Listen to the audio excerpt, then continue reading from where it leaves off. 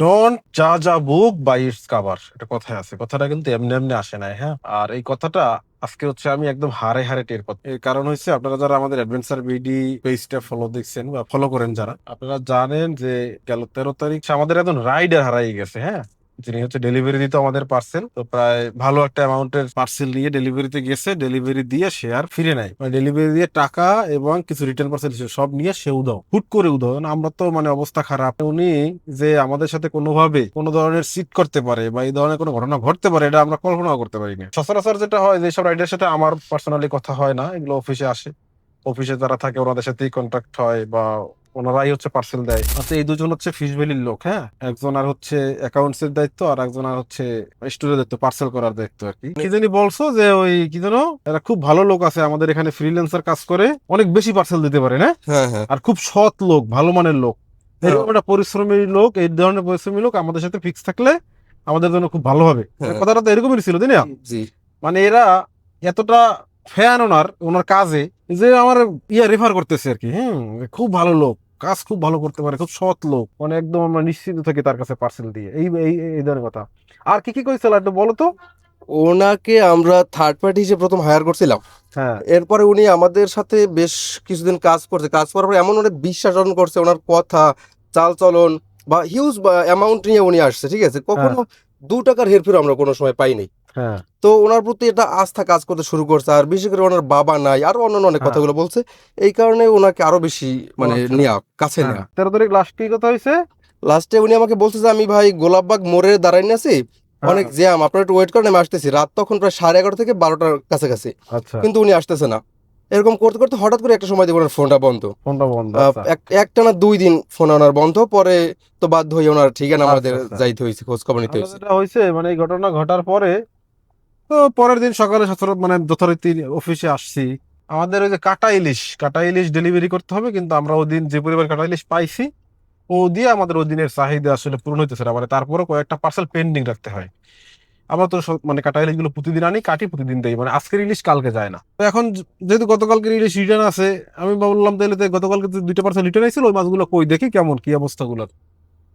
এখন বলতেছে রাইডার তো এখন আসে নাই।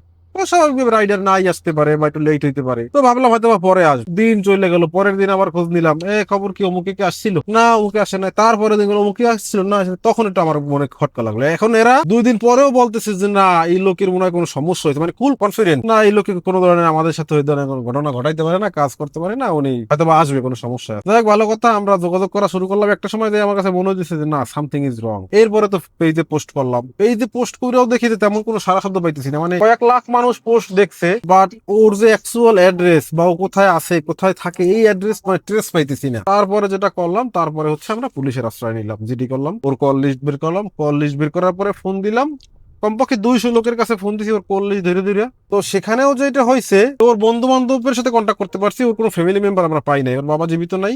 ওর বন্ধু বান্ধব যেটা বলতেছে যে ভাই ওরা ডিবিতে ধরছে। প্রথমে বিশ্বাস করলাম যে হ্যাঁ, ডিবিতে ধরতে পারে, ব্রাহ্মণবাড়িয়া বাড়িতে বা কোনো অকারেন্স করে আসছে ঢাকায়, না ডিবিতে ধরতেই পারে। তারপর আমরা বললাম যে ঠিক আছে ভাই, যদি ডিবিতে ধরে তাহলে ওনার কোনো ফ্যামিলি মেম্বার সাথে একটু আমাদেরকে কন্ট্যাক্ট করান, অথবা ওনার সাথে হচ্ছে ওনাকে কখন কি কোর্টে নিবে, হ্যাঁ, বা এই ধরনের প্রসিডিউর কবে কি আছে একটু আমাদেরকে জানান। তো ওই ছেলের বন্ধু বান্ধব বলতেছে যে ভাই, কোর্টে যখন উঠবে তখন আমরা জানাবো। মানে আমার কাছে কেন জানি এটাও একটু খটকা লাগছে যে না, এটা ডিবিতে ধরছে, সত্য বলে না মিথ্যা বলে। আমি হচ্ছে আরো ফোন দেওয়া শুরু করছি। অনেকে বলতেছে ডিবিতে ধরছে, অনেকে বলতেছে জানে না, অনেকে চিনে না। হ্যাঁ, দেখা গেছে 300 মিনিট 400 মিনিট কথা বলছে লাস্ট 3 মাসে, বাট বলতেছে চিনি না। আমার কাছে একটু খটকা মনে হয়েছে ব্যাপারটা। কারণ কি এত কথা তাদের সাথে বলছে, এরা বলে চিনি না।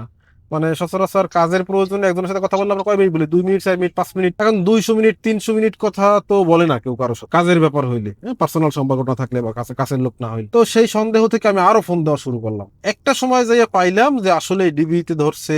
এগুলো ছিল আমাদেরকে জাস্ট বিভ্রান্ত করার প্রচেষ্টা। আসলে ও মানে ইন্টেনশনালি হচ্ছে আমাদের টাকাটা মেরে দেওয়ার একটা ধান্দা করছে, সিস্টেম করছে। এবং ওর যেসব বন্ধু বান্ধব যারা হচ্ছে আমাদেরকে বলছে যে ডিবিতে ধরছে এবং এটাকে মানে সত্য করার জন্য, বিশ্বাস করানোর জন্য চেষ্টা করছে, মানে তারা এত সুন্দরভাবে গুছিয়ে বলছে সিস্টেমে, মানে অবিশ্বাস করার কোনো ওয়েই নাই। বাট সেই জায়গাটা থেকে দেখেন আজকে হচ্ছে সকালে গেলাম ওর বাসায়, গেলাম পরেই হচ্ছে সবার মাথা খারাপ। এখন ওর ভাই মা যারা আছে সবাই হচ্ছে উঠে পড়ে ধরছে যে বাবা মানিজ্জাত মাইরো না, ছেলেটা ভুল করছে, তোমাদের টাকা আগামী 25 তারিখের ভিতরে তোমরা পেয়ে যাবা, হ্যাঁ, এবং খরচ সহ তোমাকে যত খরচ আছে সব খরচ সহ তোমাকে টাকা আমরা আগামী 25 তারিখের ভিতরে দিয়ে দিব, সেই কথা দিচ্ছে। এখন ওদের টাকাও দেয় না। তো এই হচ্ছে আসলে দুনিয়া। হ্যাঁ, ডোন্ট জাজ a book by its cover. So আমার এই লোকজনে বা আমাদের অফিসের এরা একটা মানুষকে জাস্ট উপর থেকে দেখেই হচ্ছে যতটা ভালো মনে করছে। এখন কি মনে হয় আজকে ওর বাড়ি যাবার পরে, ওর সম্পর্কে জানার পরে তোমাদের কি অনুভূতি বলো তো? না না, আসলে ওনার বাড়িতে যাবার পরে ওনার যে আত্মীয়, আমি ওনাদের নাম বললাম না বা ওনার কি হয় তাও বললাম না, খুব ঘনিষ্ঠ আত্মীয় কি বললাম। হুম তারাই বলতেছে যে ওর যা ক্যারেক্টার বা ওর যা কর্মকাণ্ড, হুম। আসলে এগুলো কোনো মানুষই হতে পারে না। এক কথা, ওনার খুব নিকটস্থ একজন লোক আত্মীয়, উনি বলতেছে ও অমানুষ, ও মানুষই না। তা চিন্তা করে না তো এই লোকটা এনাদের কাছে ছিল ফেরেস্তার মতন অনেকটা আর কি। হ্যাঁ, মানে তার স্বভাব চরিত্র নিয়ে মানে সে এই ধরনের কাজ করতেই পারে না। বাট আজকে সেখানে কি আমাদের অনুভূতির উপরে একদম কি করছে, কিছু করে দিছে। হ্যাঁ, অবশ্যই দেখে শুনে বুঝে তারপরে হচ্ছে মানুষকে বিশ্বাস করা বা মানুষের সাথে ওইভাবে ওই ধরনের লেনদেন করা উচিত। চলে আসলাম মেয়র হানি ফ্লাইওভারে, মানে এক আপু আছে, আপুকে টোল দিতে হবে।